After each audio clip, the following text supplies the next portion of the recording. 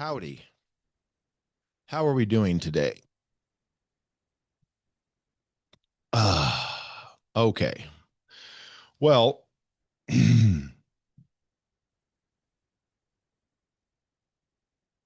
yeah, buddy. It's grape, but it's not grape soda. If you know, you know, and that'll do. So, uh, first of all, hope everybody's doing well out there. Um, hope the weather's going well for everybody and everyone's safe. Today's podcast is gonna just be me. And for those of you that have been following for any amount of time, you know when that happens, there's usually a reason. And so the reason today is this lawsuit that we see the ATA and some manufacturers being drug into. And so not just drug into, but drug into just for, you know, absolutely no reason, in my opinion, by Joseph Santellaris out there in Pennsylvania. He did get some attorneys from California and New York, shocker, to join this little money grab. So, but before I get started, one of the things that I wanted to say is that everything I am going to say on the podcast today is my opinion. I'm not an attorney. I'm not offering legal advice. I'm not stating anything as a matter of fact or otherwise. This is just my opinion. Uh, Obviously, the First Amendment allows us that, but first, the Constitution allows us a lot of things, but yet we still get lawsuits like this. Funny how it works that way. But um, all kind of folks manipulate the system, whether it's men and women's sports or lawsuits like this. And so, Bush. It's not Bush. It's not Bush beer. It's C4. But anyway, so full disclosure, yes, I have notes for this podcast. For those of you that know me and listen to the podcast, you know I don't do notes. I don't do questions for guests. I don't do any of that. I just have dope conversations with cool people and we record it and put it out there. And apparently, uh, some of you folks like to listen to it. So for that, I appreciate it. Unfortunately, my guest today is a real asshole. It's me. But I did take notes for a couple reasons. One, I read the entire 63-page lawsuit, all of it, every single page. And so I needed to take some notes on that stuff.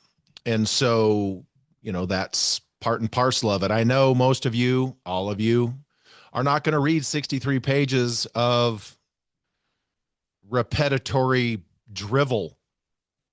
I don't know how many archers these people actually talk to, but not very many in the archery industry. But before we get started, I wanted to provide to you some common, well-known facts about MAP. MAP, minimum advertised price policies, are common in industries where maintaining brand image and a perceived value of products is crucial. Interesting. This includes sectors such as electronics, fashion, luxury goods, and consumer goods, and it goes on and on and on to name a bunch of industries I'm not going to go into, but MAP is not new and archery didn't create it. Companies in these industries often use MAP policies to prevent retailers from advertising, advertising, advertising their products at excessively low prices, which can damage the brand's image and perceived value. You mean like knockoffs, copycats? So wait a second. So according to this lawsuit, um, A pair of Air Jordans for $8 at the China market, no different than a pair of $300 Jordans at Foot Locker, right? Yeah, that's how stupid this is, by the way, but we're going to get into it. And so that is just the long and short of that. But here comes some of the good stuff. And contrary to what this item 136, which we will get to, erroneously states that courts have backed this, but no, the courts have backed MAP. MAP at minimum advertised price policies have generally held up in court, particularly when implemented and enforced correctly, which is huge. Key points. Legan Creative Leather Products, Inc. versus PSKS, Inc., 2007. The Supreme Court's decision in this case was a significant development, overturning a previous precedent and establishing that minimum resale price maintenance, RPM, including MAP policies, is not, I repeat, not, NOT, a per se violation of the Sherman Antitrust Act. I'm going to assume that the attorneys in this case are aware of all this, but don't care. Including MAP policies is not a per se violation of the Sherman Antitrust Act. Instead, they are now evaluated under the rule of reason analysis, which means they are not only they are only prohibited if they constitute an unreasonable restraint on trade. Unilateral policy. A crucial aspect of successful MAP policy is that it must be implemented unilaterally by the manufacturer. Unilaterally, you mean fairly, consistently, and without exception. Unilaterally by the manufacturer. What is the ATA manufacturer, by the way? Yeah. We'll get into that. I hope you guys are picking up on my sarcasm. I'm going to be laying it on pretty thick. It should not be a result of an agreement with retailers or distributors. Oh my God. This aligns with the Colgate doctrine, which allows a manufacturer to announce in advance the prices at which it will sell its products and refuse to deal with those who don't comply as long as it's a unilateral decision. Oh my God. So the Supreme Court said, aligning with the Colgate doctrine, that a company can announce in advance a MAP policy and then refuse to deal with those who don't comply as long as they do it fairly. Wow, that's weird. Advertising versus retail. Advertising versus resale. I have a speech impediment. Don't judge me. Versus resale price. MAP policies only restrict the advertising price. ADVERTISED. Advertised. I'm going to keep adding inflection and focusing on the word advertised because some people in this lawsuit don't seem to have grasped what that means. Advertised price, not the actual sale price. Retailers are still free to sell the product at a lower price than MAP, but they cannot advertise it below that minimum. Case dismissed. I'm not a judge. I can't offer legal advice, but common sense is apparently not so common. That's just what it is. You can advertised, Google advertised. Enforcement. While not legally enforceable as contracts, MAP policies can be enforced through business actions, such as suspending discounts, terms, inventory access. Inventory access means you can't buy from us anymore because you're not playing by our rules, or authorized account status for non-compliant retailers. Shit's about to get real. State variations. It is important to note that while generally legal under federal law, the legality of vertical pricing agreements, including MAP policies, can vary at the state level. Some states may still treat them with greater scrutiny, or even consider them illegal in certain circumstances.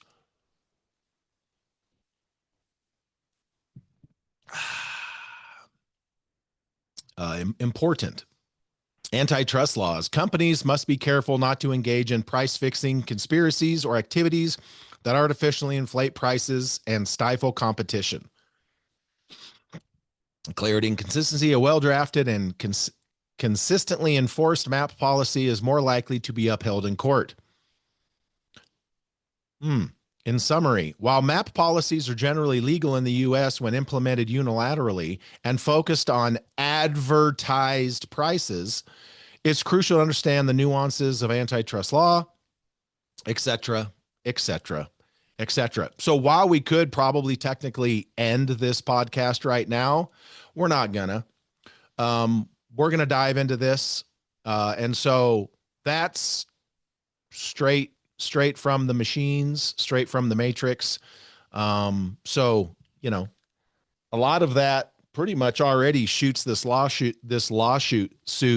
right in his face with double op buck at point blank range. And kind of, once again, this is just my opinion. I think that this is a money grab. I think that this is just a scam of a lawsuit. And I think that this is probably going to unite the industry even more. And so, anywho, so let's get over to this 64 page. Now, if you choose to follow along, for those of you watching and you can, I'm not going to put it on the screen because I don't know how. Anyway, so we're going to go ahead and start this off. One of the very first things that did, kind of strike me is, and this is something that's been brought up to me a bunch, is the defendant list. Let's go through the list of these sinners. Hoyt, shocker. Archery Trade Association, but they don't make anything. So under the Supreme Court's, anyway, ATA, Bowtech, Bass Pro Cabela's, interesting. Dick's Sporting Goods, because Dick's is a major player in the archery industry. No offense to Dick's. Jay's Sporting Goods, Kinsey's Outdoors, Lancaster Archery Supply, Matthews Archery, of course. We all know Matthews, Matt McPherson. You call his bluff, and you better be ready. So this is going to get interesting. Price Spider, Oris Intelligence, which is and Track Street. Those are two programs that companies can pay to use publicly accessed information to search for MAP violations. No different than those little apps. I have one on my phone. If I go to the store and there's not a price or I want to know about it, I can just open up this app and I can scan the SKU and it'll bring up the information for it. Pretty much the same as that. Why the hell they're in this makes no sense. And of course, PSE. So a lot of people have been like, well, no arrow companies, no sight companies, no stabilizer companies, no string companies, no crossbow companies, even though they're half the sales now, no blah, blah, blah, blah, blah. That's cool and all. However, no Shields, who's, doing well. None of those. However, if you look at line 48 of this waste of paper, if you look at 48, which I made a note of, various other individuals and entities that are not named as defendants herein participated as co-conspirators with defendants in the violations alleged herein and performed acts and made statements in furtherance of the conspiracy. Co-conspirators include, but are not limited to, all other entities that were ATA members at any relevant time. So while they only named those companies and not Easton Gold Tip, Victory, blah, blah, blah, blah, blah, all the other companies, on line 48, they designated defendants, including to, but not limited to, basically every single company that's belonged to the ATA from the early 2000s until now. So very, very specific, but they didn't list all of those as defendants. So that is one of those things for you folks to keep in mind. So let's just go ahead and get started with this. One of the things that I am going to really, that really piqued my interest while I was reading this is These people didn't talk about any costs at all. Like if you owned a paving company, do you think that it costs the same amount to do a driveway in 2025 as it did in 2005? It better cost the same, or else you're a conspirator and you are violating. Yeah. Anyway, you get the point. So, in four, while some individual manufacturer MAP policies existed within the archery products industry as early as the 2000s, they were uncommon.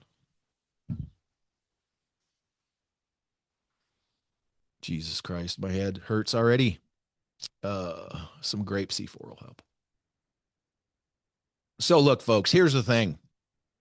MAP is legal for companies because they can protect the value of their and the perceived value of their product. But in our industry, it's to protect dealers. It's really who it is. It's to protect dealers. It doesn't protect I'll get into that. But these people are referencing things back in the early 2000s. Okay, I'm going to explain this in crayon as best I can for the folks listening, not you archers listening. There was no internet sales in the early 2000s. There was no internet sales. MAP policies have only become as strong as they have to protect dealers from online bandits that don't even stock product. I'm going to say that again. MAP policies are to not only protect the value of the product, but to protect dealers from online resellers that don't even stock product. So they don't have the holding cost of a giant ware. Have you ever been to Kinsey's or Lancaster's by chance? Have you seen how gigantic their warehouses are? That shit's not free. The electricity's not free. The labor's not free. And every month you hold on to a product, whether you're a distributor or a dealer, you're losing like, what, 2% value on that money? That's just sitting there. So MAP was to protect dealers just as much or more as it is the value of the product. And once again, what's that A stand for in MAP again, folks? Say it on the count of three. If I could put up a big graphic right now, I would, but I don't have August. Advertised. If a shop wants to sell things for $1 over what they paid in their shop, go ahead. Nobody gives a shit. There's protection, there's laws. Companies can't do anything about that. You want to know who does something about that? The bank. And those dealers end up going out of business. So they kind of self-regulate. But this lawsuit talking about the early 2000s and MAP, there was no internet. No, and I'm just going to tell you right now, spoiler alert, nowhere in this lawsuit do they reference the struggles of dealers and distributors to combat the changing buying habits of archers, consumers, from the early 2000s to 25 years later. The internet. Turn this, might be a little hot. The internet is the main reason MAP is what it is. And the internet and internet sales is why in the early 2000s they were uncommon. Enforcement was largely toothless and lacked any collective enforcement action by manufacturers. Pardon my French, they didn't fucking need it. Like facepalm emoji everywhere. There was no internet, there was no Amazon, there was no internet bandits selling product that they didn't have to store in warehouse. And they don't even look, a lot of these places that sell on the internet don't even have to ship the stuff. It's drop shipped for them, whether it's by a distributor or by a company. That's irrelevant at this point. But that's something that this lawsuit completely omits, and they're going to get their ass handed to them when these other attorneys come in and start talking about, well, why do you think MAP policies had to come into play? To protect dealers. It's to protect dealers.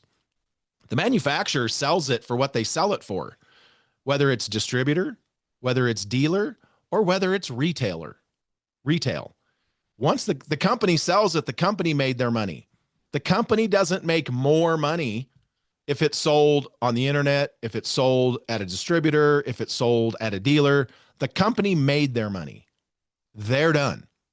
However, what they can do is things to protect the dealers that are investing in their product and their companies and the value of their product. But this lawsuit doesn't even address internet sales anywhere in any way, because that's the reason that MAP has become such a huge thing.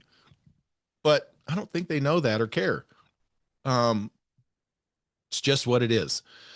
They reference in this lawsuit that folks said that MAP was to prevent a race to the bottom. Well, yes, but not by dealers in the 2000s.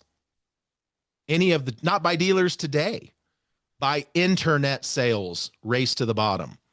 Because MAP, what's that A stand for again? I know y'all are going to get tired of it. Maybe someone will count how many times I say advertised in this podcast. But that's the whole point is, yeah, it's a race to the bottom, but a race to the bottom by whom? It's not a race to the bottom by the manufacturers. If you want to talk about a race to the bottom by manufacturers, talk about some of the OEM pricing on arrows and bows for big boxes and some other stuff. Then you can. If you want to talk about a race to the bottom, let's talk about the bloated shooting staffs we had a decade ago. Talk about that. That's a race to the bottom. This is not. MAP is to protect dealers from internet sales. And yes, there are some dealers that participate in internet sales, and there are some dealers that try to play the game. But the point is, MAP is to keep it a level playing field with internet sales, not with shops that are 50 miles apart. Those shops can sell for whatever the hell they want, as long as they don't. What's that A stand for again? Advertise. If they want to sell it for $1 over what they bought it for, they're just going to go out of business, and that'll take care of itself. All right, so let's move on to number 5. The ATA and archery products manufacturers, distributors, and retailers recognize that each company's unilateral economic self-interest to compete on price could only be overcome by an anti-competitive agreement and through collective action. So is it self-interest or collective action? And what price? And we're going to get into this, and it's going to be not good for these folks in this lawsuit, because number one, there is no collective MAP pricing. The MAP price on a flagship target bow or a flagship hunting bow is not the same from company to company. So this makes no fucking sense. But anyway, let's see here. Number 6. Industry publications recognize that coordinated enforcement of MAP policies among archery product manufacturers, distributors, and retailers risked antitrust scrutiny. No, they didn't, because it doesn't risk antitrust scrutiny. Collusion does, and there was none of it. Price fixing. The prices, that's dumb. Stating in 2010, was Amazon selling outdoor stuff? How many websites? Yeah. Some manufacturers and retailers ask the ATA to step in and make dealers and online retailers adhere to MAPs. That would exceed the ATA's authority. The ATA board of directors acknowledged that there's nothing the ATA can legally do when it comes to enforcement. So why is the ATA named in this lawsuit? The ATA doesn't manufacture anything, and the ATA has no power and no authority when it comes to enforcement of MAP. So why is ATA named in this lawsuit? That literally makes no sense. The ATA is powerless when it comes to MAP enforcement. All the ATA has done is try to help their members. And by the way, the members of the ATA are manufacturers and dealers. It's not consumers. And so the ATA trying to facilitate MAP to protect against online sales and online violators that are going to diminish that don't have the rent and the power and all the things that a dealer does. So the ATA trying to help dealers run a better, more profitable and sustainable business, it isn't okay anymore. That's who they're paid by to even exist. It like literally that's what they're supposed to do. So if it's not okay for the ATA to help dealers with not dealers, well, and yes, dealers, because most dealers understand MAP. And if a company is going to implement a MAP, the dealer knows that they're protecting them from online bandits. Then they can compete on service, not price, because none of the MAP prices are the same. And so, if it's not okay for the ATA to help dealers understand and run a more profitable and sustainable business, help manufacturers understand MAP, then it must not be okay for the ATA to help with FET either. So if the ATA is going to help facilitate FET issues, is that a tax problem? Is that tax evasion now? Or is that some sort of a tax violation that the ATA is trying to help manufacturers with that as well? I mean, that's literally where this is going, and it's makes no sense.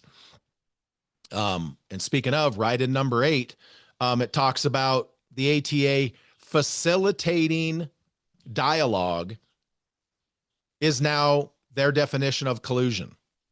Even though the ATA manufactures nothing, even though the ATA has no power to enforce anything, just them facilitating and helping with dialogue for dealers and manufacturers to understand how MAP can help them is now collusion. Wow. That's interesting. I don't think that's going to hold much water. Number 9, for those of you that might be following along, although you're probably not, strikingly, just a few months before the ATA's invitation to collude, the ATA board of directors added 2 large retailers of American products, of archery products in the United States, defendants Bass Pro and Cabela's. The ATA's Mac and Itch referred to Bass Pro Shops and Cabela's as cohorts in crime that shared in the ATA's future and, more importantly, were serious about contributing to the success of archery and the bow hunting industry. Immediately after the inclusion of Bass Pro and Cabela's board members, the ATA began to campaign to artificially raise prices through MAP. I've been doing this a long time, and I've never seen a MAP policy raise prices.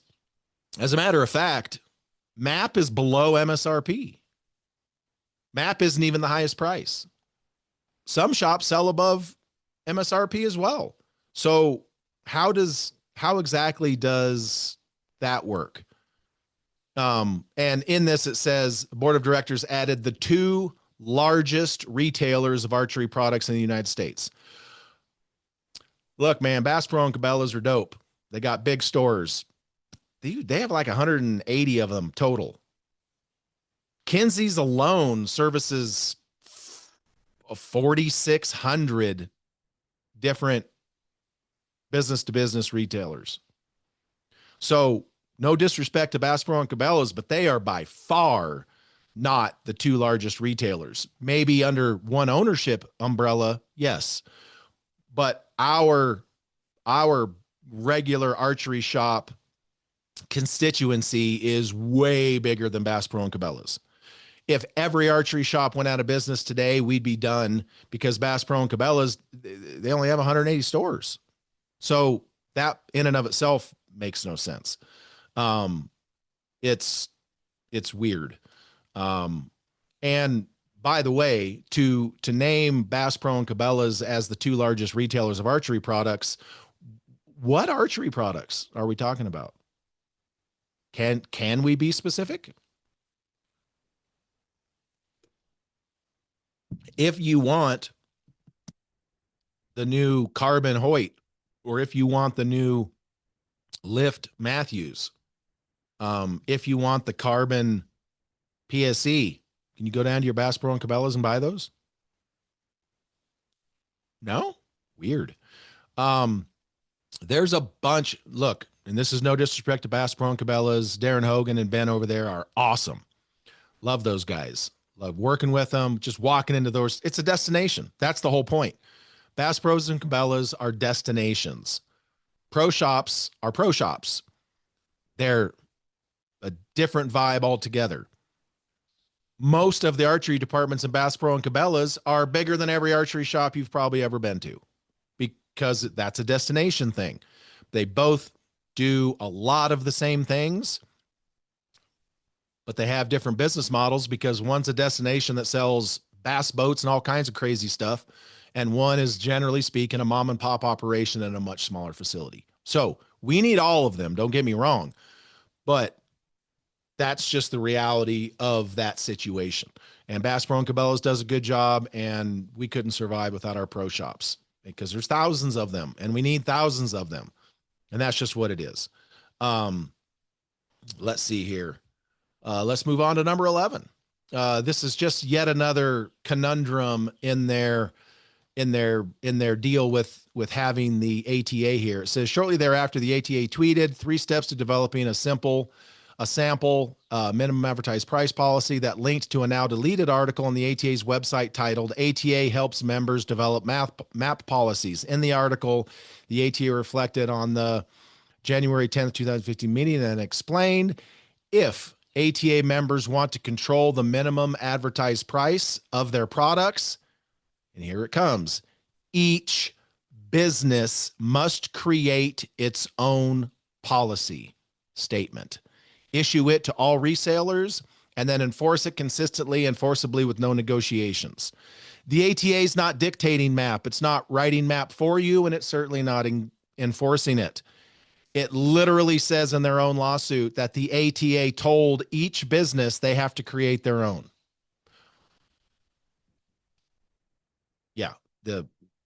Brick by brick, it's wild. One of the other things, number 12, the ATA's efforts led, this is the part that this is name dropping for clout is what this is. The ATA's efforts led by retailer members such as defendants Bass Pro and Cabela's were effective. Defendants Bass Pro and Cabela's were effective. For example, in June of 2015, defendant Kinsey's. Wait, what? Are we talking about Bass Pro and Cabela's, or are we talking about Kinsey's?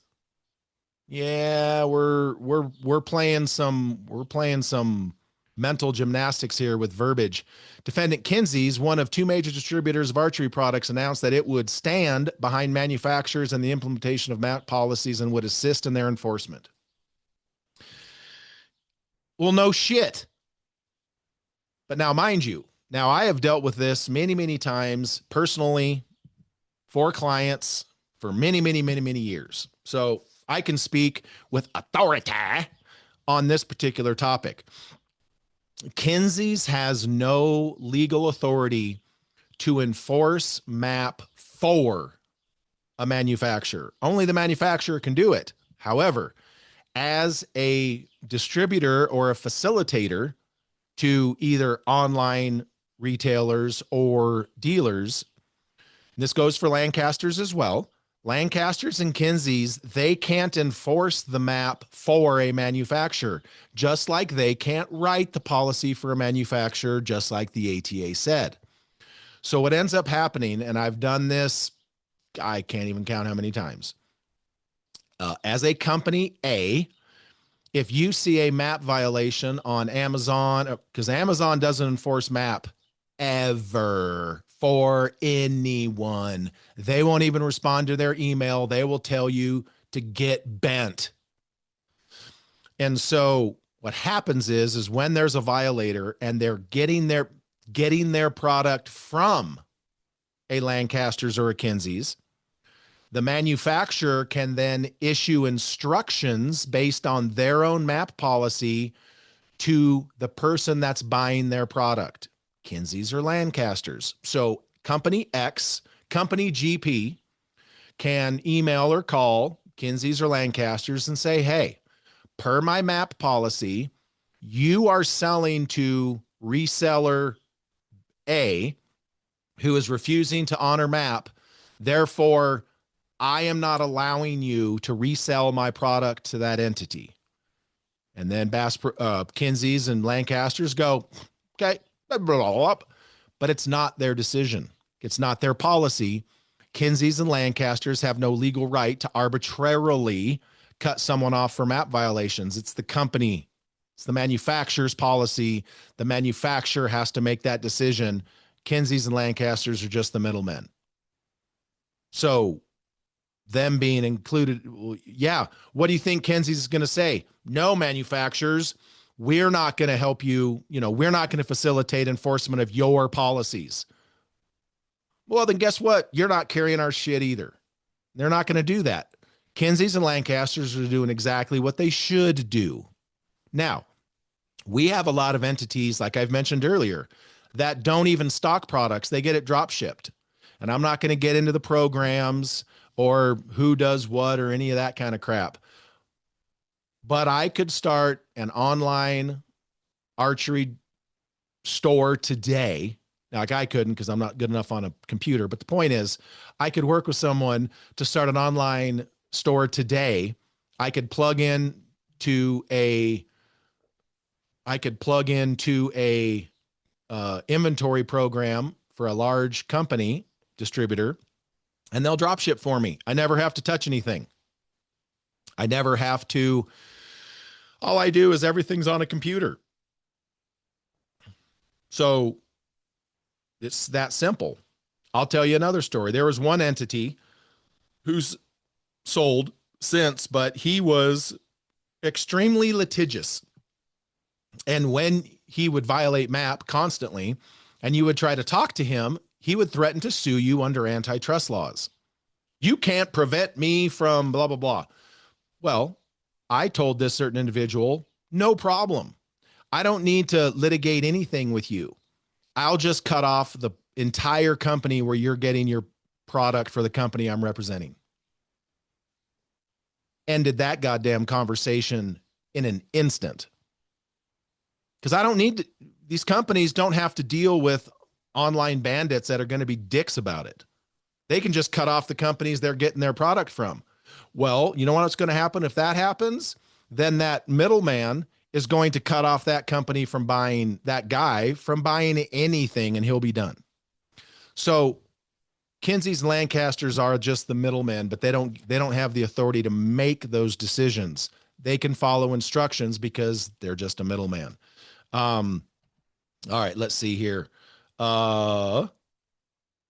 Yes, Kinsey's is absolutely, and so does Lancasters. They absolutely stand by MAP.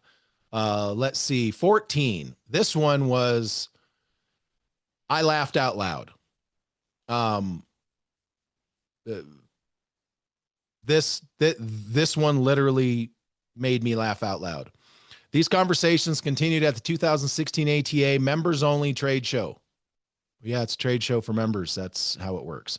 Where historical competitors discuss the need for unity on MAP policies behind closed doors.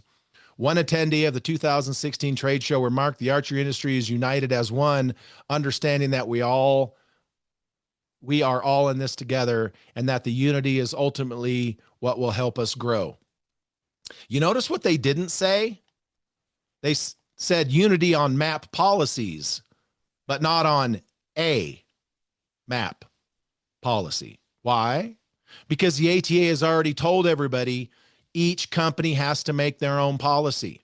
So not only is every MAP policy not the same, every MAP price is not the same. So if every MAP price is not the same, how can there be price fixing and collusion?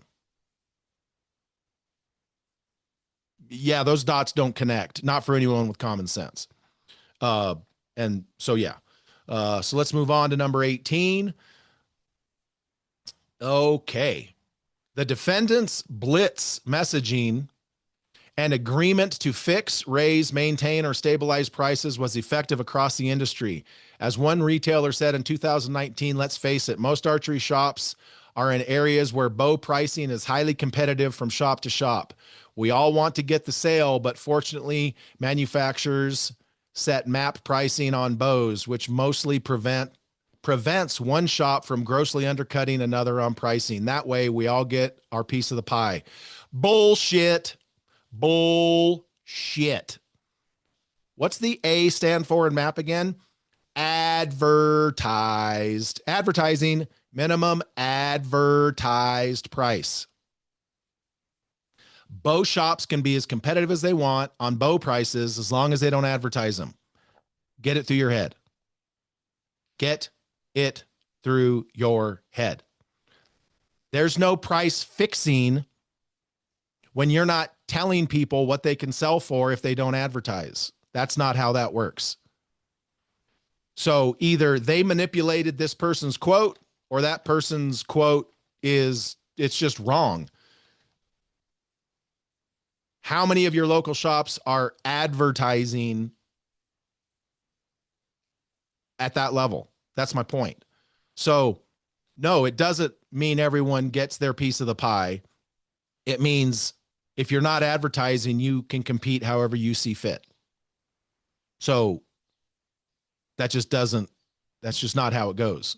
So you don't get to use the word map, but then talk out of context about what map represents.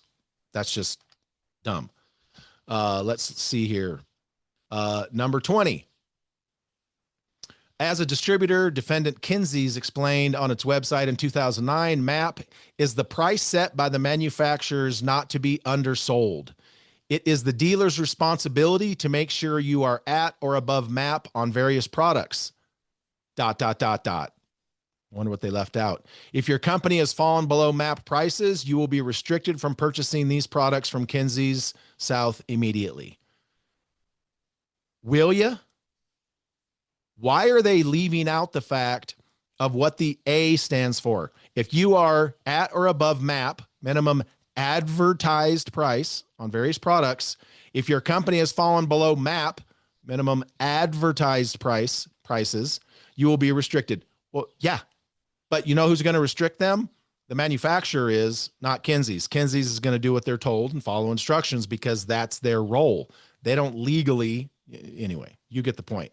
So it just blows me away how they continue to just write things out of context. And they're demanding a jury trial. And yes, by the way, they are most certainly going for treble damages. And for those of you that don't know, treble damages are 3 times any actual damages, plus lawyer fees and all the other stuff. So hashtag money grab. 21. The defendant's agreement affected the entire industry. Among other effects, MAPs restrict competition and increase retail prices through at least 2 mechanisms. First, by eliminating the ability of competing retailers to attract customers by publicly advertising lower retail prices. MAPs reduce retailers' incentives to compete on price because these lower prices do not entice incremental business to shop at the retailer. Second, whatever limited incentives to offer discounts on retail price remains after MAPs are adopted.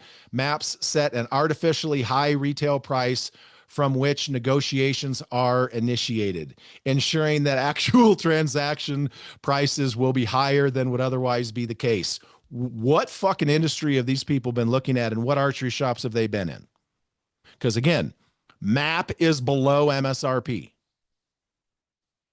MAP, minimum advertised price, is below MSRP. So how is it artificially inflating it? And these transactions and price negotiations that are initiated, those aren't initiated in advertising situations. Those happen inside the shop where anything goes. So the amount of mental gymnastics and manipulation in this it's almost impressive. It's almost impressive. So let's jump to 24. This one, literally, I wasn't drinking my shameless plug C4. No, I'm not sponsored, no affiliation, but it is grape soda basically for me. No, it doesn't taste like grape, but it doesn't taste like purple either. I can't even explain. If you know, you know. 24. This one literally made me spit out my coffee this morning. And I'm reading this straight from the lawsuit. These coordinated MAPs have benefited the industry collectively, allowing retailers and distributors to strive for a minimum of 40% profit, according to the Industry Trade Association, National Archery Buyers Association. Okay, let's unpack both of these comically stupid statements. Coordinated maps. Someone please put in the comments or message Bo Junkie what these coordinated maps are. I've been doing this since before maps, since before the internet. What coordinated maps? There are none. There's no coordinated maps. Everyone's been encouraged to create their own map, but there are no coordinated maps.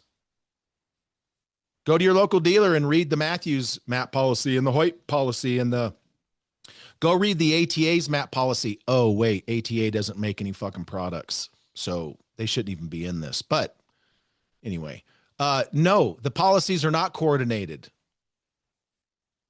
They've not. And so allowing retailers and distributors to strive for a minimum of 40% profit. So maps are helping dealers run a more profitable and sustainable business. By the way, for any of the distributors out there that are getting 40% profit, holy shit, you are killing it, bro. Distributors don't get 40% profit. God, these people are just, God, I don't know who they talk to, but retailers, yeah. If you got a building and rent and heat and air conditioning and labor, and you have $200,000 in product on the wall, what profit margin would you like them to operate on and stay in business? Clowns, be real. And then, according to the Industry Trade Association, the NABA, oh my God, the NABA is a buying group. It's not our Industry Trade Association. It's a buying group. NABA, Arrow, NBS, Sports Inc., etc., etc., etc. This makes my head hurt. But yeah, just reading this, I can imagine what the attorneys for these companies, the laughs they've had reading this as well. But anyway, so yeah. And then of course, 27, they talk about treble damages and 3 times, blah, blah, blah.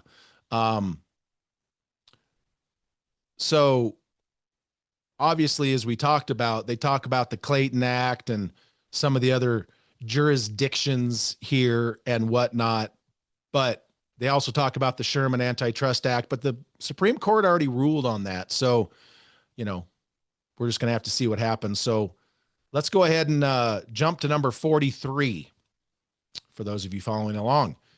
This is where they are describing some of the defendants. And this one particularly got me giggling. Defendant Kinsey's.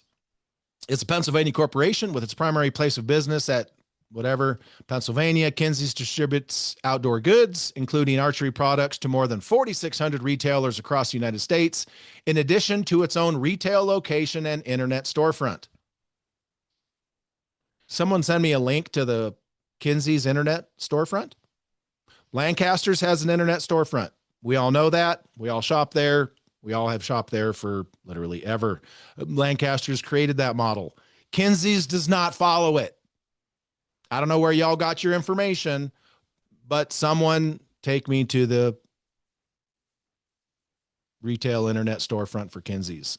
That one's kind of comical. So, no, as we continue working through this, it goes through, some other stuff that is, the ATA is governed by and lists of what companies are on the boards for all the different entities and et cetera, et cetera. 76. This one reeks of socialism. This is like, do these people live in the open market, or are they trying to get us to a socialist communist? I mean, it is California and New York, folks, so they probably are. As set forth herein, an ongoing subject of concern to ATA members in recent years has been retail price competition for archery products. Well, no shit. Isn't that how an open market works? I mean, isn't it? Which the ATA and defendants began to view as an existential threat to the industry beginning no later than 2014. So retail price competition is an existential threat in an open market. Thank you, Captain Obvious. Did you get that from Forrest Gump? Like a box of chocolates? Yeah, that part is wild. But it goes on to say, to address this, the ATA, as well as its retailers, encourage directed and facilitated communications amongst and between ATA members who historically compete with one another. That's how different companies in the same category work, a free market, to agree upon a common course of action to lessen retail price competition on archery products. Wait a second.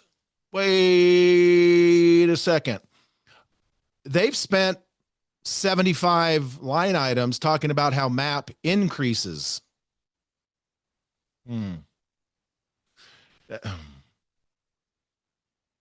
So now they're trying to lessen retail price competition by allegedly raising the price. Okay, that's okay. Ultimately, the ATA and defendants agreed to work together to adopt and implement industry-wide maps on archery products sold in the United States with the objective of artificially fixing, raising, maintaining, or stabilizing prices on archery products. Industry-wide map policies? Where are those? Again, just mentioned this a couple minutes ago. Where are these industry-wide map policies? Because they're not all the same. They're company policies and they're all different. And that's a big, big difference. And then once again, of artificially fixing, no, wrong. Raising, no. Maintaining or stabilizing prices on archery products. Yeah. Okay. So move on to number 79. The ATA and its members, in particular, the retailers, began to express concern about retail price competition on archery products beginning in the early 2000s. Right, because shit started getting more expensive. Like, what you don't hear these people talk about is cost of goods. How much is aluminum? How much is insurance? How much is labor? How much is electricity? How much is shipping? How much is healthcare? How much is all of these different things? They don't talk about that in here. Only the paving business must be immune to changes of cost of goods. So that just makes no sense. While some maps already existed within the archery products industry in the early 2000s, they were far from prevalent. So they say it again. So again, line item 79, they talk about maps not being prevalent in the 2000s. There was no goddamn internet. There was no internet sales. Archery Talk launched in 2002. What are these?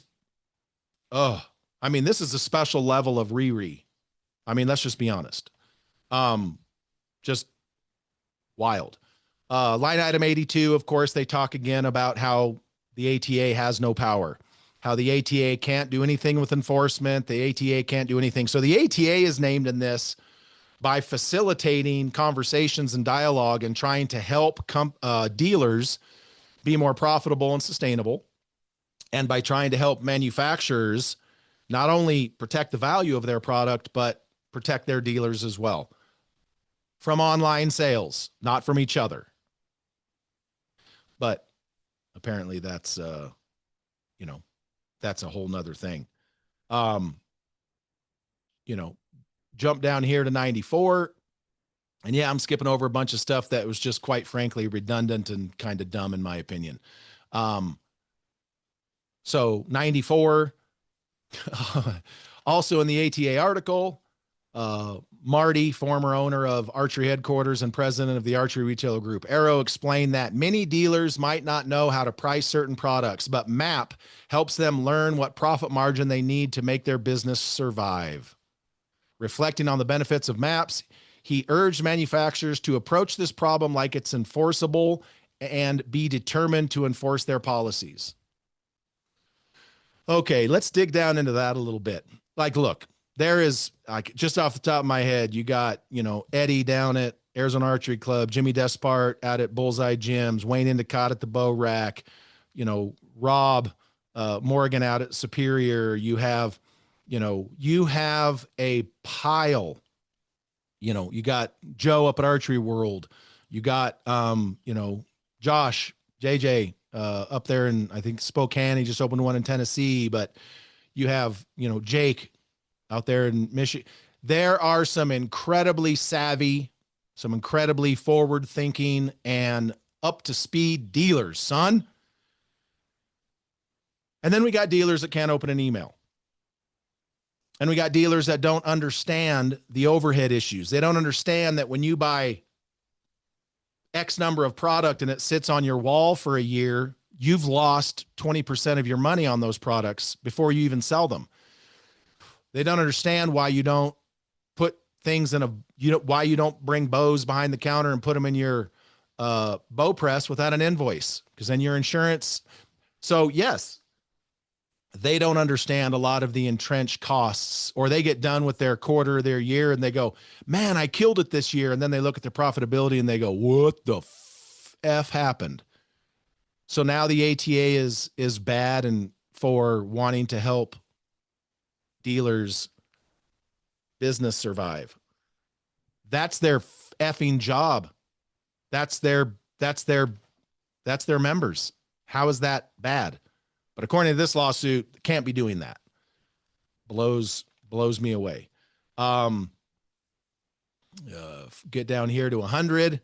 Once again, we start getting into the lack of mentioning of online stuff. The president of Arrow and Archery Retailer Group presented at the 2016 ATA trade show about increasing, now mind you, that's almost 10 years ago, ATA retailers' profit margins through MAP enforcement by manufacturers and MAP adherence by retailers. As the Arrow president later explained, we have to educate our dealers about holding to the MAP as much as they can, while manufacturers must approach this problem like it's enforceable and determined to enforce their policies, which they already said. So basically, what they're talking about is not just, and what's MAP again? Minimum advertised price. So just in this one sentence, 1, 2, 3, 4, 5. 5 times in this one paragraph, they say MAP, but it has nothing to do with advertising.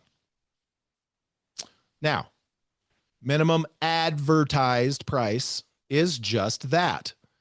But what a dealer can accomplish by sticking to MAP is he can then compete via service or availability or no shipping or pick it right off the shelf and go buy it right now. So MAP has multiple functions to help protect dealers. It protects them against online bandits, but it also can help them stay profitable. If they stick to MAP, they can consistently see what their margin is going to be between MAP and what they paid. Now, if they buy through a buying show and early buy discounts and blase, they can increase that by several points. But the point is, the MAP has multiple functions to help a dealer be sustainable and profitable. And the ones that stick to that can do that. Because you have to understand, if you go buy a Spot Hog site from Wayne Endicott at the Bow Rack here in Oregon, you don't pay anything for installation. That's built into his profit. So he's not going to charge you whatever, 300 and 350 bucks for the site and then 50 bucks to install it. No. So in the profit margin is his labor. Now, if you buy a Spot Hog site off the internet and you bring it into him to install it, you're going to get charged because he didn't make the sale. So his labor is not built into that profit margin. Get it? That's just what it is. And so the fact that the ATA is getting torn up like this, and y'all know, Hey, look, I just did a podcast with Bruce Cole and Jeff Poole, no relation, about the Rushmore Rumble deal. Super supportive of it. I've been critical of the ATA as much or more than anybody. I have no problem with that. I'm not an ATA fanboy. Um, I think Jay McKinich did a great job with legislatively, but that was the heyday.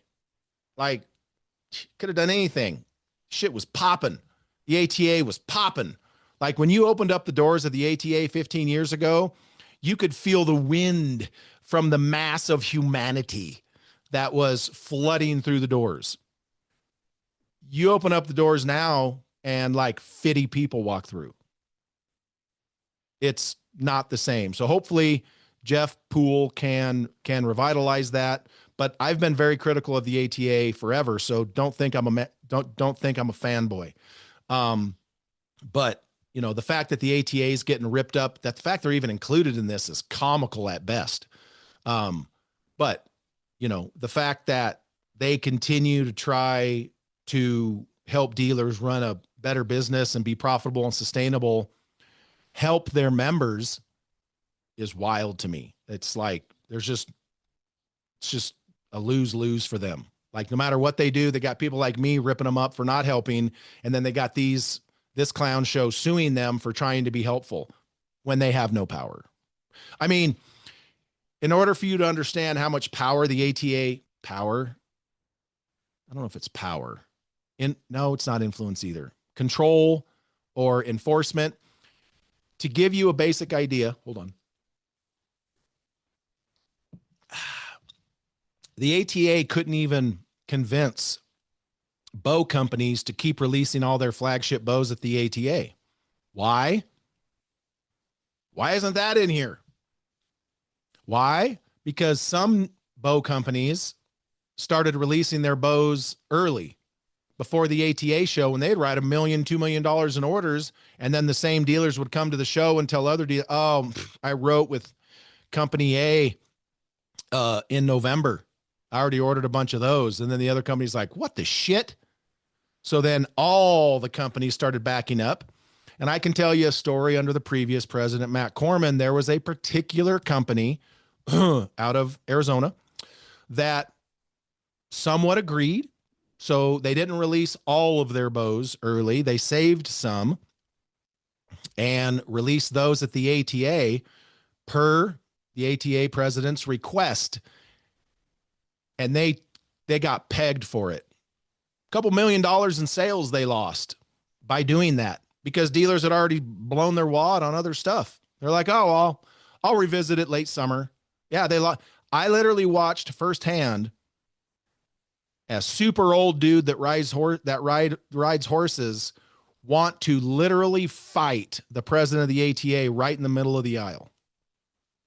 Literally, if dude would have been 40 years younger, the president of the ATA would have been in deep trouble. I'm not talking about Jay McKinich or Jeff Poole. Rightfully so. And so that was the end of that. And so the ATA doesn't have control to do the things that this lawsuit, for one, is alleging. Like, just doesn't even make sense. I'll tell you one of the other things that MAP does, and that story reminded me of it, because that same company, at one point in time, you need to understand, PSE, Matthews, Hoyt, Bowtech, Elite, Prime, all these companies are privately held. So if you go and ask Zach Kurtzall, the president of Hoyt, "Hey, how many bows does Hoyt sell a year?" You're not getting an answer. I'm not getting an answer. He'll just laugh at me and tell me to do some adult things to myself.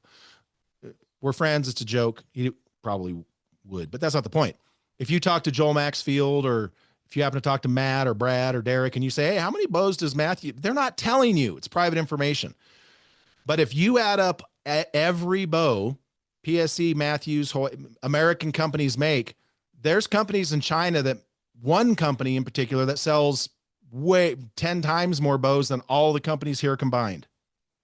Now, they're not $1,800 flagship bows, but they're bows that go to China. They're bows that go to India. They're bows that go to all of these places. Well, and they knock off every piece of technology that you could ever imagine from all these American companies, because those companies ain't, ooh, that was a good one. Those companies aren't creating new technology. They're just copying what our American companies are doing. And there's very little to no IP protection. It's Sanlita, by the way. They make knockoff bows. They make bows for all kinds. Dude, it's wild. Well, they're not going to adhere to MAP ever for any reason. So having a good MAP policy protects your dealers from knockoffs, protects your dealers from, people buying things that aren't what they think they are. And it protects, to an extent, it protects dealers from companies like Sanlita or other non-American companies that are going to violate our market. Now, I'm not talking about win and win. I'm not talking about Merlin, my bow. If the owner of my bow is listening, you should change your bows back to Merlin. It's a much better name than my bow. No offense. I hear your bow shoot great. Congratulations. Keep it up. But it also addresses that. And so they placed Sanlita on the same aisle directly across from the bow company in Arizona. They placed the booth of the biggest knockoff company in the world for bow technology directly across the aisle from one of the companies that they steal from. That didn't go over very well either. Now, I would hope, now the ATA has had some shrinkage and blah, blah, blah, but I would hope that Jeff Poole has the savvy to at least talk to some people in the industry and be like, who might we not want to have across the aisle from each other? Like you wouldn't put Victory and Black Eagle across the aisle from each other. You just wouldn't. But anyway, let's continue. Let's continue down this comic relief here. So we're going to jump down to 136. I don't know how long we've been doing this, but I haven't finished my C4 yet. So we're going to, oh yeah, 136. Courts have consistently and without deviation adhered to the principle that agreements between horizontal competitors to artificially fix, raise, maintain, or stabilize prices are per se unlawful. Let me click back over here. League and Creative Leather Products, Inc. versus PSKS, Inc., 2007. The Supreme Court's decision in this case was a significant development, overturning a previous precedent and establishing that minimum advertised price policies is not a per se violation of the Sherman Antitrust Act, blah, blah, blah, which I already read. So that's just bullshit. No, not true. Here, defendants agree to fix, raise, maintain, or stabilize prices through MAP policies, resulting in consumers paying artificially inflated prices and supra-competitive profits to defendants. That one's going to come back to bite them in the ass. Because number one, I've had lots of discussions with lots of companies for lots of years, and I've been in meetings and I've worked with and for companies, and I've seen all of the information that they just referenced there. And their supra competitive profits to defendants is fucking laughable. Like laughable. You understand? Laughable. So companies trying to maintain a base profitability margin is bad. The ATA trying to help dealers maintain a basic 40% profit margin is bad. Paving companies raping people on driveways, good. Okay. Let's see here. Yeah, it's just, and it just goes on to talk about how MAP reduces retailers' incentives to compete on price, but they don't talk about the advertising. That 1, 2, 3, 4, 5, 6 times in this paragraph, they say the word MAP, but they never mention advertising. They only talk about reducing retailers' incentives when actually it protects them. So yeah, anyway, that's wild. So, all right, here we go. 138. And on this one, I got to say, whoever admitted this at the ATA got some bad dope. But 138, the ATA admits that maps restrict competition and affect retail prices. No, they don't. No, no, that is not accurate. And it's not in context. Restricts competition for whom? It restricts competition for online bandits that are going to sell below what the manufacturer wants them to, but it's not going to restrict competition any kind of way between two dealers that are 25 miles apart once you step in the door. According to the ATA, a MAP policy ensures all retailers compete fairly and evenly on service instead of price.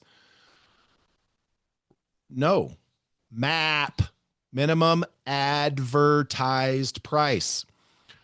You guys see what they're doing? They're trying to paint MAP as the ultimate sales price mechanism, but they don't address the fact that it only applies to advertising. Once you step foot through the door, price matters and service and competency matters. And we all know this. That's why archery shops are so important to us, is because of the service side, not the price side. Period. But once you step through the door, that archery dealer can price match, or he can sell it to you for what he paid for it. No company, no, that is just wrong. And so if the ATA really admitted that, I'm going to ask Jeff Poole about that, actually. Of course, they didn't say when that was. That's probably a quote from 2007. But I'm going to ask Jeff Poole about that. But no, it doesn't restrict competition and affect retail prices. No, it doesn't. Bullshit. Wrong. So let's see here. 139. ATA members also admit that MAP policies affect retail prices. According to one ATA member, MAP is a good thing for the archery industry because it keeps a level playing field and allows people to compete on product knowledge and customer service rather than on price. Really? So they don't mention anything about internet at all. They slam dealers for wanting to maintain a minimum 40% profit. They talk about this competition from shop to shop and MAP pricing, but they never reference the fact that once you go to the shop, MAP doesn't matter at all. Minimum advertised price. And once again, they did the quote of here, that way we all get our piece of the pie. What ATA member said that? They don't quote the ATA member. What ATA member said that? I want to know. I want to know, because I guarantee you that's not in context, because none of that applies from basic dealer to dealer. It applies for a dealer versus an online bandit or an online reseller. It applies for them, but not as stated. That's a complete manipulation. It just, no.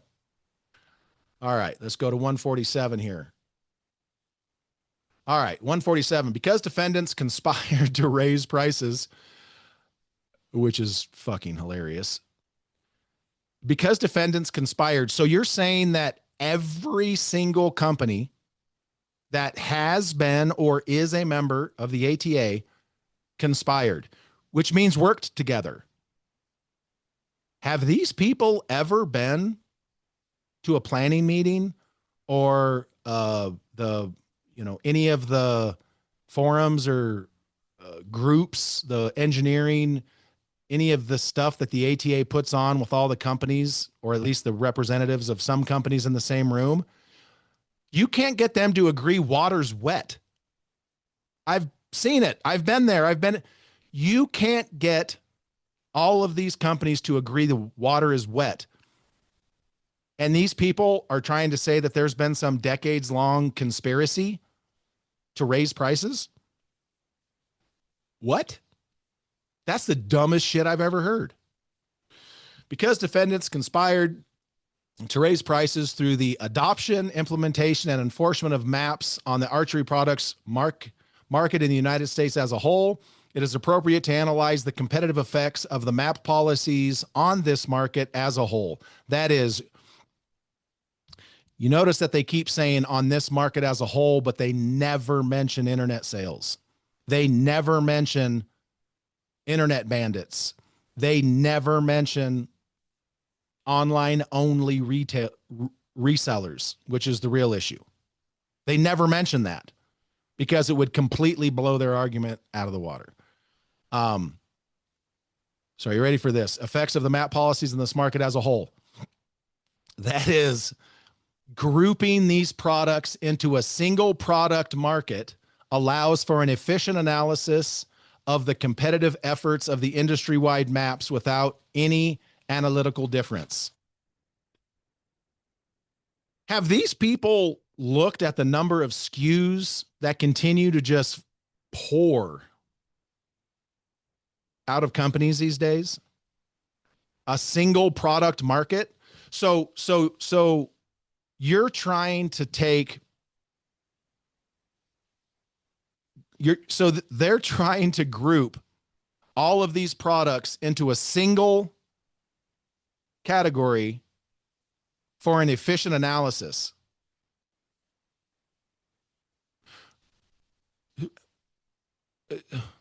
What? So you're trying to compare the cheapest China shit 3-pin bolt-on plastic sight to a $500 top of the line slider hunting sight with 5 pins. Like, that is just wildly unethical, and it's not accurate. That literally makes it, without any analytical difference, it just wild, absolutely wild. So, all right, we're on to our third page of notes here. 149. And here we go. Now we're talking about ifs and buts were candies and nuts. And if my aunt had junk in her, she'd be my uncle. 149. This one gets good. Specifically, a hypothetical firm or cartel. Now we're in make-believe land, which this whole thing kind of is anyway. A hypothetical firm or cartel, a cartel, that controlled substantial share of the market for archery products, as defendants and their co-conspirators do, could profitably impose a small but significant non-transitory increase in prices for archery products. Due to the conduct challenged herein and the other factors, consumers would not be able to defeat such artificial price inflation by shifting to other companies or products.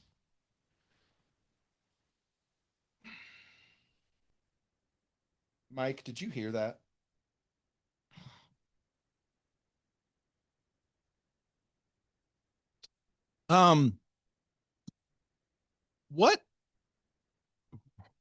What sort of a pay increase do government employees get every year?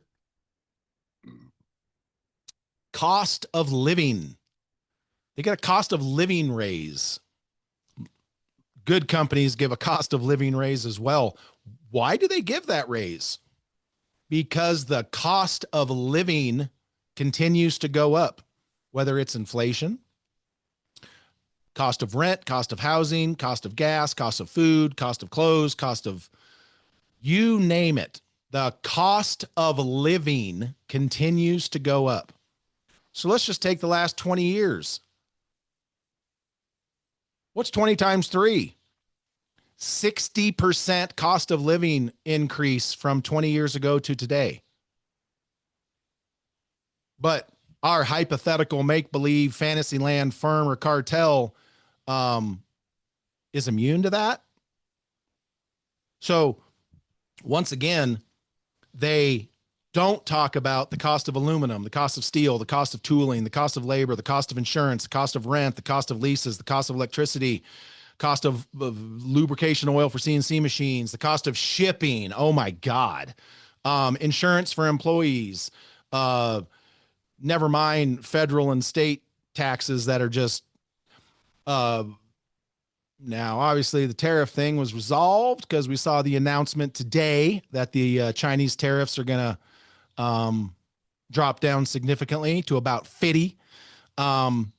So tariffs, those are going to come and go. Those have been built in for decades anyway. But what sort of crack is someone smoking to think that the archery industry is going to be immune from cost of doing business, cost of goods increases, like cost of living increases for pay? So if a 3% cost of living increase per year is reasonable, over the last 20 years, that would mean that the cost of labors went up 60%. Basic math, right?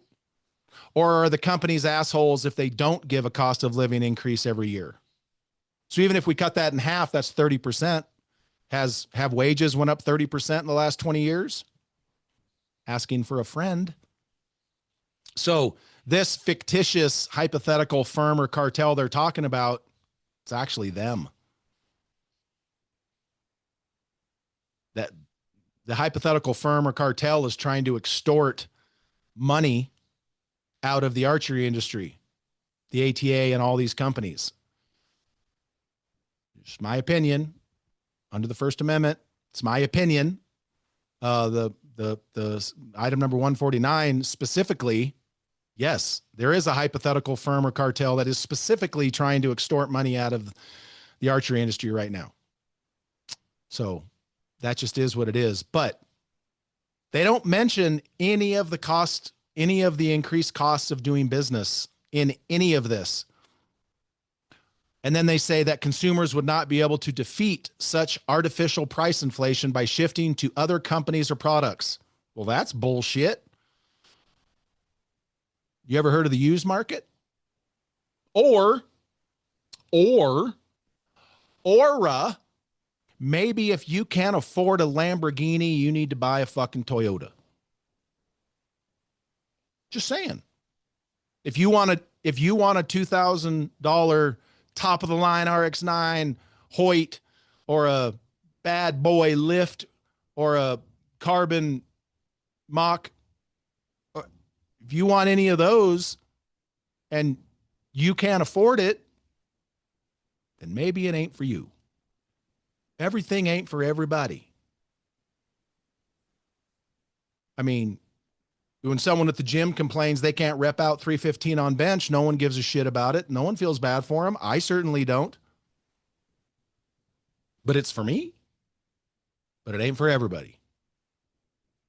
So, yeah, you can shift to other companies and products, but maybe you can't get what you think you deserve to get for the price you deserve to get it.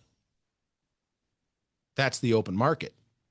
That's not communism and socialism. That's not nonviolent protests right there. That's something else entirely. And so that just is what it is. And that's the reality of it. You know, maybe you can't buy an F-350 crew cab long bed diesel Lariat with all the options. Maybe you need an F-150 with roll-up windows. Deal with it. Don't complain about the guy who can, but I've been in this industry and I've seen for decades the cost of goods, and I've seen what's happening to the cost of doing business in this industry. And I promise you, ain't nobody getting rich. And if they are, it ain't from archery. Let me explain real quick. So all of these companies that people think are just raking in the bucks, how many of these companies do you think only make archery products? Shrewd. Stabilizers and all the knick-knack, bric-a-brac. No, they're Damon Industries is the moneymaker over there. Dog tags, all kinds of other shit. True Ball Excel. Make great stuff, make shit tons of archery products. They got the site on lockdown. They got the site industry on lockdown. They own it. S&S Machine actually is that's the cash cow. You look at Easton. Now, Easton sold off the baseball and stuff, but they still make shit tons of stuff besides arrows. Spot Hog. Oh, Center Spot. Center Spot's the manufacturer. So my point is, you look at AAE, Arizona Archery Enterprises. Arizona Applied Engineering is the machine shop and plastic injection molding. So I'm telling you right now, no. None of these archery companies are printing money. And stuff like this that tries to convince you people, especially you people on the internet that are like, it's so stupid archery stuff. Yeah, I've watched it happen the whole time. And I have never listened to the words that are coming out of my mouth. Hear me now, believe me later on.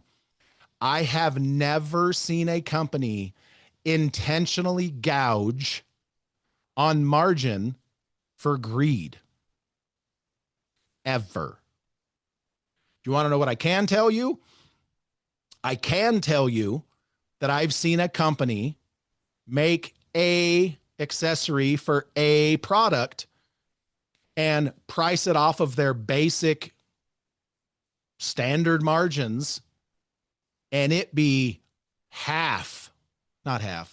it be a third less than what that exact same product was selling for on the market. So what do you do then? They priced it $1 under what everything was going for on the market, but still within the window. Is that greed? No.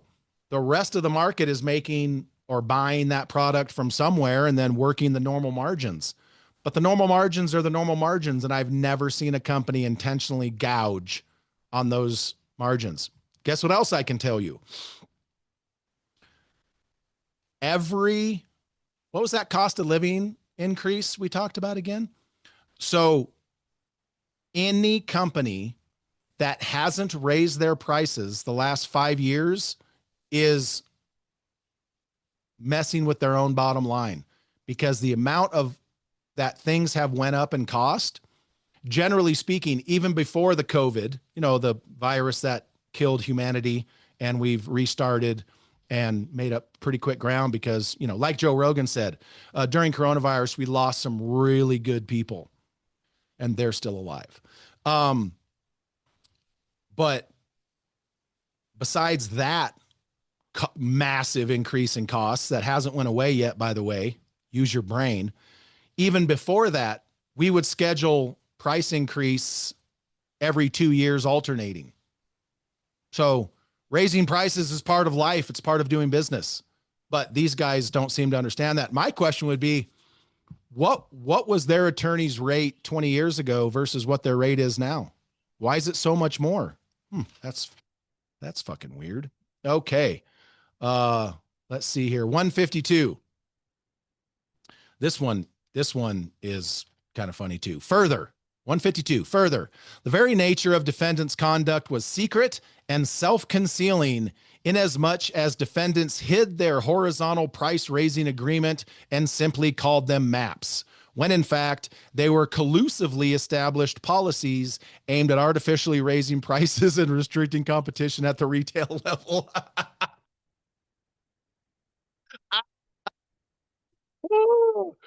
Who proofread this? Like, yeah, I don't even know. I don't even know what to say to that other than just to laugh at them, because it's comically wrong, and it's not even possible. There is no chance that statement is true at all. Like, you mean to tell me that all of these defendants participated in a secret, self-concealing, horizontal price-raising agreement and called it MAP? But yet they're still not talking about online retailers. They're still not talking about internet sales. They keep trying to butt dealer to dealer, dealer against dealer. But they aren't talking about the real reason that MAP became necessary. They don't want to talk about the reason that real MAP became necessary. And that's online stuff. If we lost the internet today and we had no more internet forever, there'd be no reason for MAP. None. For what? If a dealer wants to stay in business, they need to make X amount of money. So if they're going to sell for below that, then they're going to suffer the ramifications of their own actions. And it happens all the time. Sometimes it happens out of ignorance. A dealer doesn't know the bottom line until it's too late. And they're like, well, I thought I was just helping people out. And then at the end of the year, they're operating on, 14% profit, and they can't sustain that. So the ATA is trying to help them learn the business side of that, because a lot of these archery dealers, they're not businessmen. They're not businesswomen. They're just good people that wanted to start an archery shop because they love the sport. They want to service their community, but they don't know how to run a high and tight business. Some of them do, but some of them don't. I mean, how many of the Amish, we have a bunch of Amish dealers. They mail in checks because they don't have the technology. How good do you think their shops are ran? High and tight. And so dealers need help. We all need to help dealers.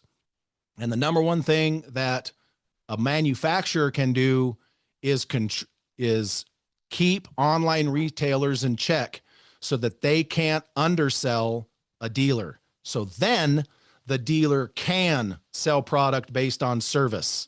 They can sell product based on relationships and not price. What these people are saying is completely backwards. And it's pretty transparent why. Let's see here. 156. Beginning no later than 2014 and continuing to the present, defendants and their co-conspirators have engaged in a conspiracy and agreement in reasonable restraint of trade in violation of Section 1(3) blah, blah, blah of the Sherman Act. Their cartel, chiefly orchestrated through the ATA, was designed to artificially raise prices and eliminate horizontal price competition for archery products at the retail level. So answer me this. How could all of this cartel bullshit have been designed to artificially raise prices and eliminate horizontal price competition when none of the shit's the same price?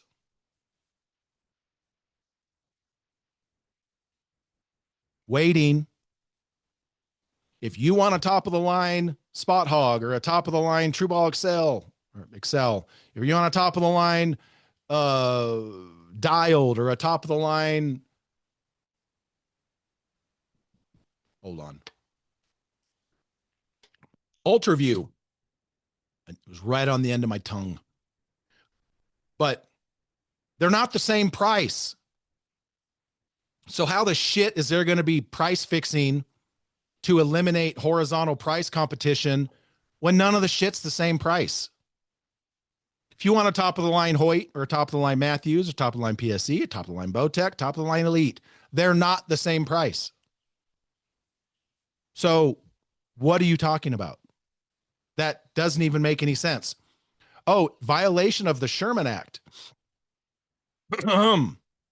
Reverting back to blah, blah, blah, blah, blah. Including MAP policies per the Supreme Court is not a per se violation of the Sherman Antitrust Act. So these guys are claiming something that the Supreme Court has already ruled on. And I promise you, they don't want to go to a jury trial. No fucking way. They will get tore up because so much of this stuff just doesn't even make sense. It doesn't even make sense. I mean, they're quoting David Cronengold. Love David, great dude from PSE. He hasn't been there for how long? And what David was talking about was absolutely accurate. Protecting the dealers, protecting the value of the product. But what these guys want to do doesn't exist in any market. It's cannibalism. And every other market, every other industry protects the value of their products within reason. but yet all of a sudden archery is supposed to be something entirely different. And so, anyway, that's kind of, just kind of a brief overview for some of you that I've gotten this sent to me so many times. It's wild, but that's kind of, my thoughts on it. There's several more pages after that, but it's all thuses and these and, prayer for relief. And they're trying to put all of the power into the court's hands and this, and I mean, it's all blah, blah, blah. And then of course the respectfully submitted at the bottom by the, attorneys trying to cash a check. So anyone out there that actually believes that any of the stuff in this lawsuit is, has legs, go for it, I guess. But, I guess the real question is, in what world, let's just throw this out there. Someone explain to me how Kinseys and Lancasters are going to collude together. I'll wait. Anyone who knows any history about this sport, they're like 20 miles apart in Pennsylvania, and they are our only two. There's others, but I'm not trying to be rude. But compared to 20 years ago, Lancasters and Kinseys are basically our two surviving archery distributors, and Kinsey's actually got into firearms. But the point is, if you know anything about this industry, just the idea of Lancasters and Kinseys colluding on something is literally the funniest thing you've ever heard, and kind of shines a light on just how out of touch this is. Dick's Sporting Goods. Really? You think Darren and Ben over at Bass Pro and Cabela's are colluding with Dick's and Jay's, Kinseys and Lancasters? Like, what? Bass Pro and Dick's and all them, got to throw in Shields too, even though they didn't name them. Like, they can't even buy every single product from every single company because there's, companies do business certain ways, and protecting the goddamn dealer is one of them. Why do you think you can't buy flagship, and it's not to say anything negative about Bass Pro or Cabela's. I'm not trying to do that in any way. I have a ton of respect for them, but you're not buying Carbon RX9s at Cabela's. You're not buying lifts and what. It's just, no, it's not the way. That's not the way things are set up. And it's worked. It has worked. Just like the analogy of the F350 crew cab long bed diesel with all the options versus an F150 with roll up windows. Everything ain't for everybody. And it's not negative on the guy that wants to go to Wayne Endicott shop and drop 3 G's on a top of the line rig from the bow shop versus the guy that wants to go to Bass Pro and Cabela's and shop for a million SKUs and then go buy, a mid-level bow. There's nothing wrong with either. But the idea that these people are colluding is fucking hilarious to me.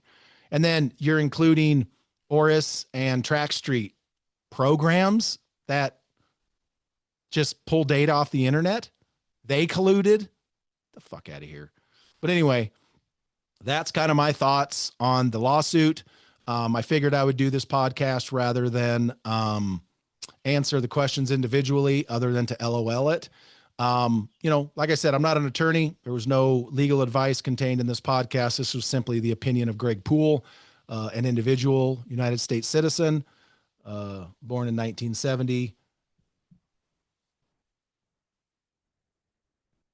owner of an American passport. I will not be being deported. I will not also be participating in any ICE protests. Maybe on behalf of ICE. But anyway, that's going to be it. I'm sure there's going to be a lot more questions about this. If anyone wants to have any dialogue about this, I'm welcome. I'm here for it. Will there be follow-up podcasts to this? Probably. But I figured this first one I should do alone simply because nobody from any of these companies is going to come on the podcast and talk about this. Nor should they, nor can they. But guess what else they aren't going to do? They aren't going to tell a dealer how to run his private business and tell him what he can sell items for inside of his shop. Because here's the thing, as I said earlier, however long ago it was, when a manufacturer sells at distributor, sells at dealer, or sells at retail, they're done.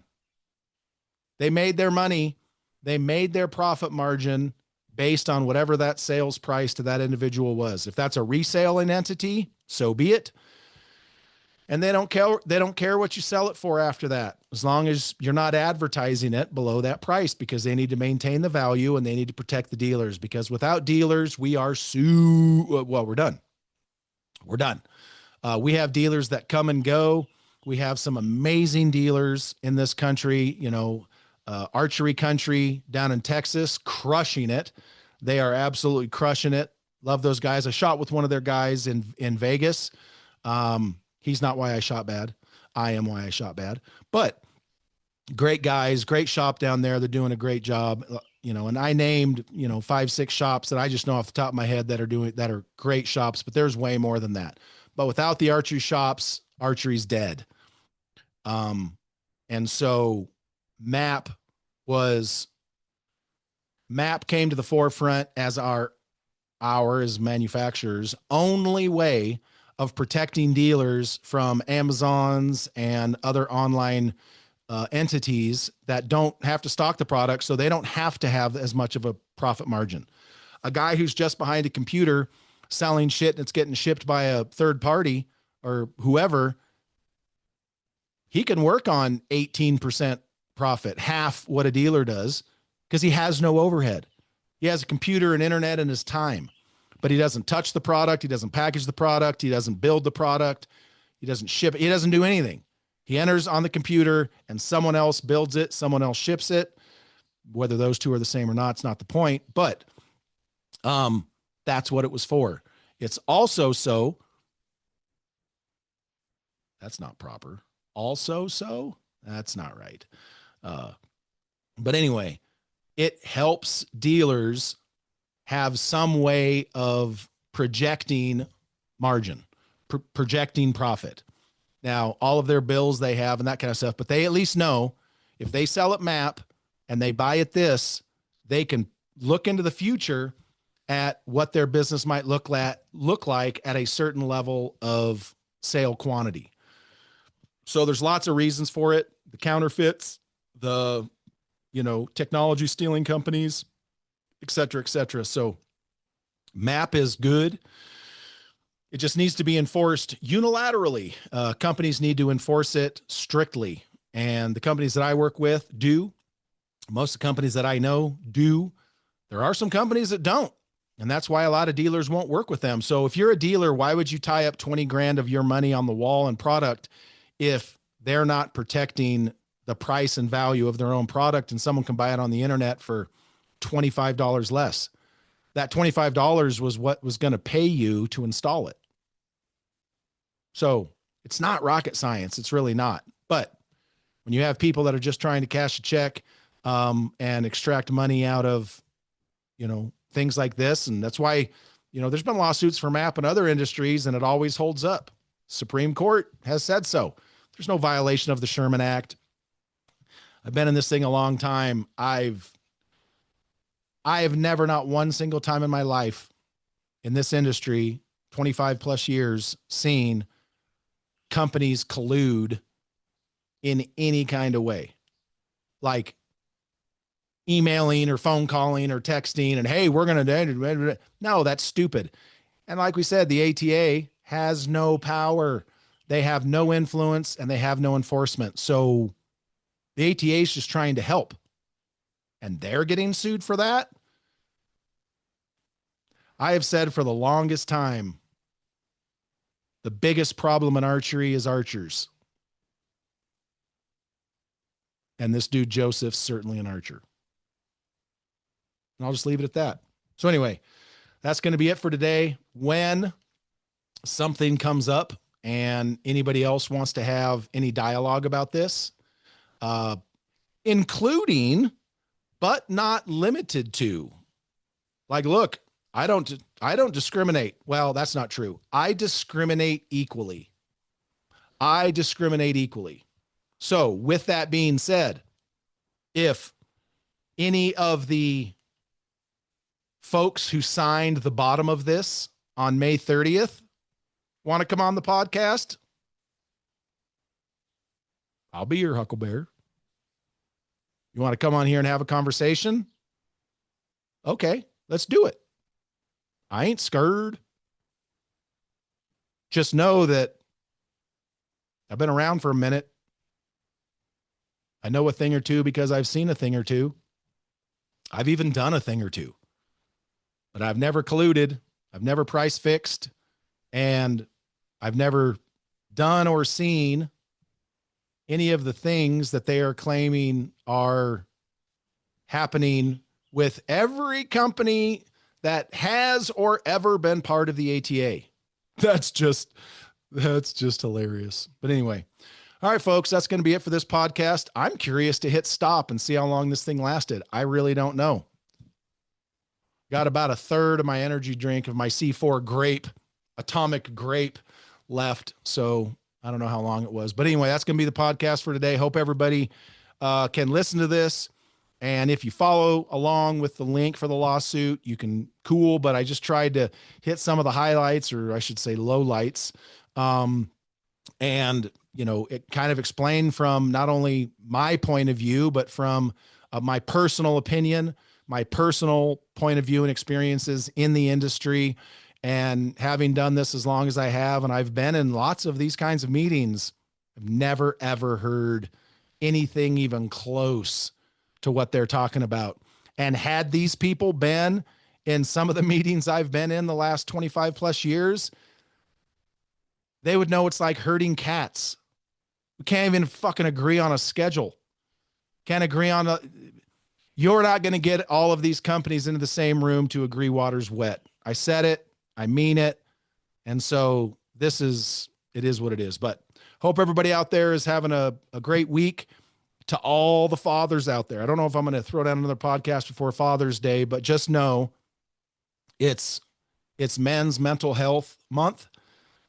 And so check on your boys. I got a nice phone call from a boy, Dave Madden, up in Alaska today, just checking in on me, seeing how I was doing. Really appreciated that. But check on your dudes, check on your boys, check on your homies. You just never know.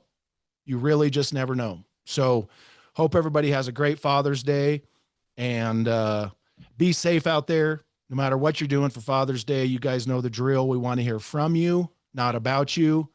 And as always, everybody, love, peace, and chicken grease.